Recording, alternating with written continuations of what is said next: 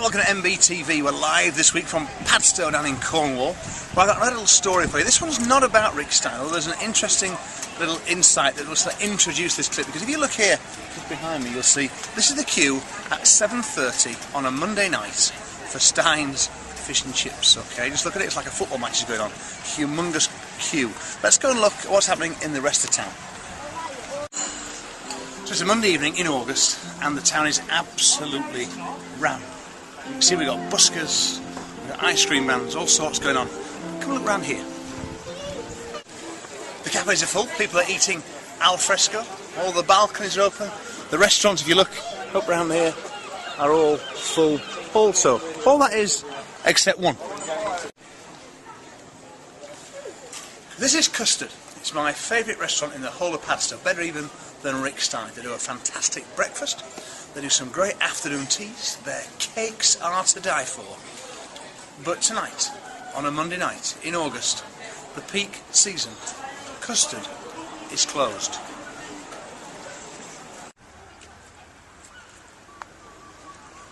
So, I love Custard. It's my favourite place in the whole of Padstow.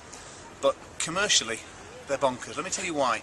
A couple of reasons. First of all, it's Monday in August and they're shut. What is going on? It's hard enough for any business right now in the current climate to make a success of things. But if you are a business based in a seaside town in England, why would you close for any day in August? But at Custard they're shut on a Monday and it's completely crackers. But it doesn't stop there.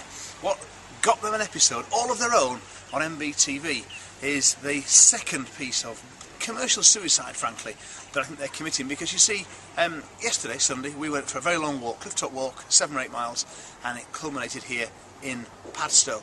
And it was mid-afternoon, about 4 o'clock in the afternoon, and we really were looking for the last mile. What was kept us going and spurred us on was the thought of our cup of tea and a nice cake in Custard. They do it very, very well, as I say. So we marched up the steps to the entrance, because Custard is not on the street level, it's in the first floor restaurant. We marched up the steps, but we were unable to have our cup of tea and cake, and the reason is, at 3 o'clock, they stopped serving.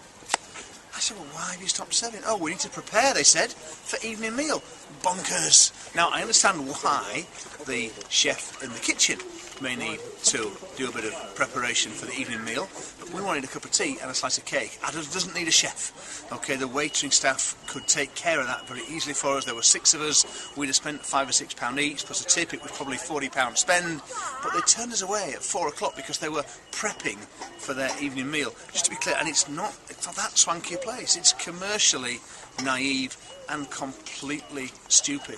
And you know, I fully expect at some point soon I'm going to turn up here one of these days in Padstow and Custard is going to be closed.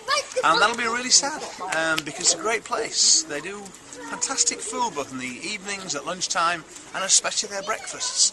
But they're marketing themselves very poorly anyway, because they're, as I said, they're a first floor restaurant. They haven't got great presence. They should be out there working the quayside, filling the tables. They're never full. They shut. I can't believe it. It makes me want to cry that they're closed for a day in the peak season. And they're giving their front of house staff 2 hours to serve 15 tables full of silverware and crockery before they open in an evening. And I hope there's nothing as daft as that going on in your business. I hope you're not unwittingly and naively turning away custom in the same way that Custard are. So I make no apologies really for kind of making an example of a great British restaurant on this month's NBTV, because they could be even greater and certainly much more commercially successful. That's all I've got for this week. I'm back with more Cornish stories for NBTV next week, some more bite-sized bits to help your business grow. I'll see you then.